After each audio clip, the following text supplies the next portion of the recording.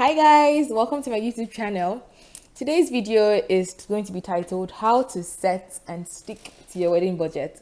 This is part of a series that I'm calling Stress-Free Wedding Planning. I just got married and I was involved in planning my friend's wedding, and there's another one who's also getting married. This is pretty much wedding season for all of us. So I'm learning a whole lot and I wanted to share some of my learnings with you. A budget is not as scary as it sounds. It's honestly just how much you are responsibly and comfortably able to spend on your wedding. That's what a wedding budget is.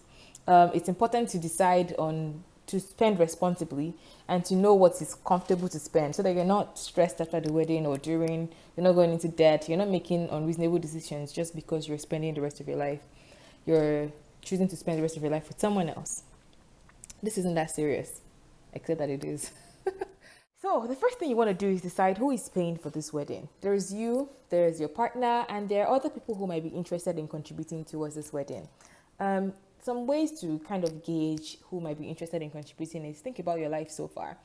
Have your parents been financially interested in your life? Do they contribute towards your education?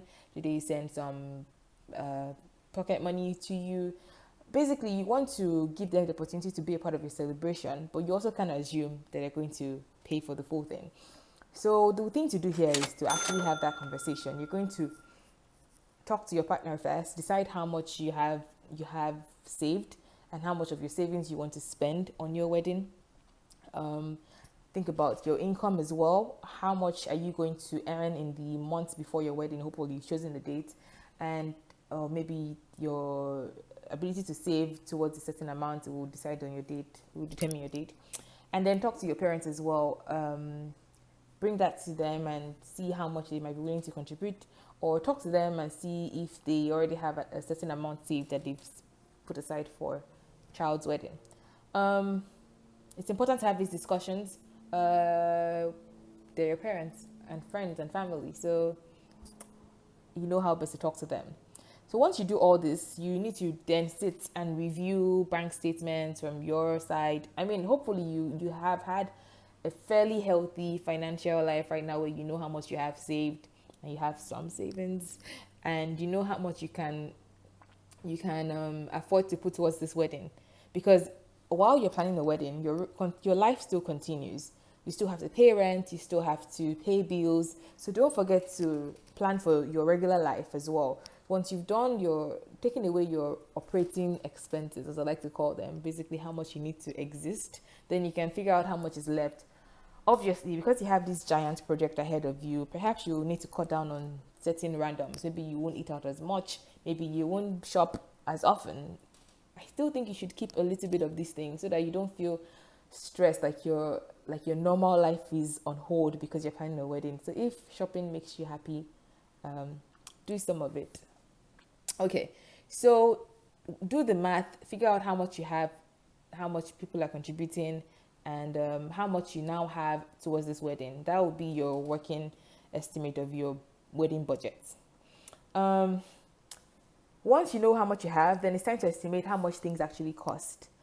So an estimate of things that you need for this wedding: there's the venue, there's the dress, there's the DJ, there's all those things. I have a video talking about how to decide on your wedding vision. Some wedding visions will not even include a DJ. Maybe you just want to have a small ceremony in your parents' backyard where a handful of family and friends are coming to eat. Then you might not need a DJ, but first you've done your vision, you know what you want, and you know what's included. So in terms of finding how much things cost, I would recommend Wedding Wire. I used that. It was pretty fun. You can put in a number, say like 10,000, and he'll break it down into how much you can expect things to cost based on that money you put. And if you have even more money, say 20,000, you can put that in there as well, and it would show you how much you can expect to spend on each item, like venue, like food, transportation. It's a pretty great tool. I also like to Reddit because Reddit is this platform where people share their experiences about everything. Wedding Reddit has people who have actually gotten married in different parts of the world sharing their breakdown of how much they actually spent. Wedding Wire has some of those features as well, but Reddit is nice because it's like a chat room. And people share, okay, I'm in New York, this is how much I spent. this is how much I budgeted for, this is how much I actually spent, these are the things that made me go over budget. It's just nice because now you're knowing what to expect in general. It's important to make sure that the numbers you find are valid for your area. So if you live in New York, you can't expect to use some city in Hamilton's numbers as your baseline. So find a place that's close enough to your city or town and see how much things cost. Once you've done your internet research and you have an idea, now it's time to actually start calling vendors. So maybe you know photographers that you want, or you found someone that has raving reviews on the internet, and you call them, tell them your dates, figure out how much they're talking about, negotiate, guys. There's so much you can save by negotiating. Ask for a better price, a couple hundreds off. Ask to have certain things included, pre-wedding photos, a wedding album, your venue. You might be surprised that some venues will offer decors, some of them will offer cake, some of them will waive the cake cutting fee. Be nice, be polite, and also ask for things. Go in there knowing the kinds of things that you can include in your package so that you can get the best price, and you can get the most value for the price that you're paying. If you're not strong at negotiating, it's also a good thing to go with somebody who is, maybe your fiance or your mom or your dad, both of them. Even sometimes older people just have that authority thing about them, or honestly just the experience, and you can learn from them. Everybody can use negotiation skills, so let's all learn. Go with them and get them to do the negotiating, the talking and smiling and whatever it takes to get the best price and best value for your money. So once you have an estimate of how much things cost, I suggest you go through all those websites like Wedding Wire, because there are many things that you forget about, like hair and makeup, like bridesmaids gifts, like jewelry. So those websites, because people get married often and they use them, they're pretty comprehensive. So they break down all the things you need to spend on. One thing people don't really know, or maybe I did not know, is that guest number is so big. Your guest number significantly influences how much your wedding is going to cost. Not just the price of food or the hall, but also cost of favors and invitations. All these things add up. Shout out to New Spring Church in Hamilton. You should come visit. 5:30 on Sundays, 103 McNabb Street, Hamilton. Seriously, it's awesome. You should come. All right, back to this. So yeah, keep your guest numbers down if you're trying to save costs, because the more guests you have, the more expensive things can really get. So you have your estimates, you have the modified estimates based on the calls you've made, and then when you start spending, there's the actual. So you should be tracking all these expenses. I really recommend Google Sheets. It's a really great online. It's like Excel online. You can find templates. Maybe I'll make a template and create and share this with you on how to track your wedding expenses. You shouldn't just make that budget and ignore it. You should keep your eye on it so that when you actually spend, you go back in there and see how much you spent versus how much you budgeted. Sometimes it'll be less, sometimes it'll be more. Hopefully not a lot more, because we're trying to set and stick to this budget. Don't just set this budget and keep it away and throw it away. The fifth and final thing is prepare for surprises. Yes, you've made a plan, but you also have to build into that plan a buffer. I would suggest about 10 to 15% of the budget for these surprises. And they're not really surprises as much as they are like add-ons that you don't think about. So I guess they're surprises. Like tax, like tips, like transportation. Sometimes vendors will charge you so much more to come down to you. If a service that could cost $100, if you went in, might cost $150 because they're coming to you. Overtime charges, all of these things can cost a lot more.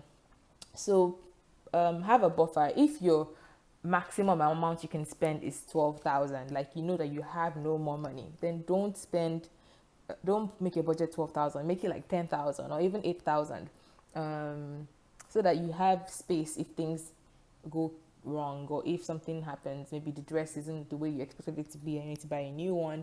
You're not stressed. If you're not planning for surprises, it's really stressful when you have to spend impromptu. So build some buffer into your budget. Now I have some general tips on how to set and stick to a sizable budget, something that isn't going to run you broke. The first is that consider using fewer vendors. it's so much less stressful to coordinate with fewer vendors. If you have only a couple people, then it's easier to plan together. So for example, if your venue is offering a DJ, a decorator, a planner included, then that's nice, because then those are three vendors that work as one. So once you communicate with one, you communicate with all. It's easier, and then it's often cheaper as well because they come as a package. Some DJs have MCs that come with them. Some videographers and photographers come together as a package.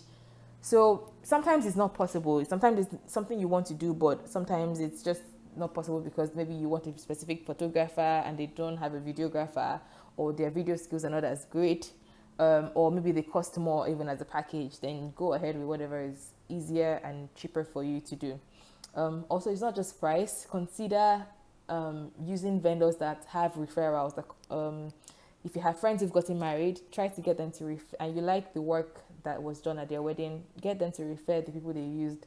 You don't want your wedding to be an experiment, except you trust the person's previous work. So if somebody has done videography for events and you like it, large events, then your wedding is also just a large event, and you trust their creativity.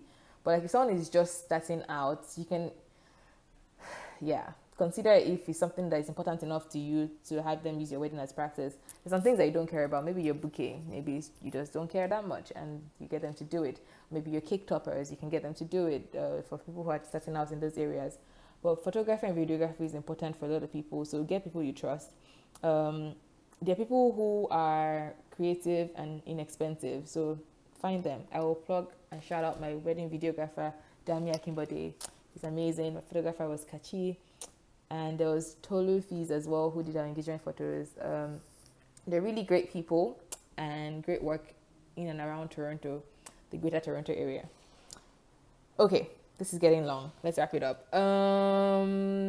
Get the most added into your packages. Don't forget to negotiate, because you're leaving money on the table, you're leaving services on the table if you don't negotiate. So take people with you that know how to negotiate. Timing matters. So there's wedding season during the summer. Most people are booked, and if you don't mind having a winter wedding or a later wedding in the year, it might be cheaper. Halls are cheaper, so much cheaper. Things are easier, dates are more available, so consider timing as well.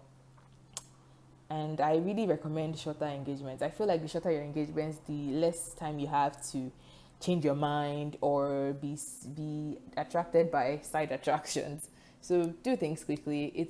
I really like this quote I found on brides.com by a past bride. She said, "It's just a party. Focus on the marriage." And honestly, I just want to drop the mic there and be like, bam. Seriously. Yeah, so I'm going to do that. Focus on the marriage. This is just a party. Don't go broke. Don't go into debt. Seriously, because you have a credit card doesn't mean you have to use it. You have the rest of your life ahead.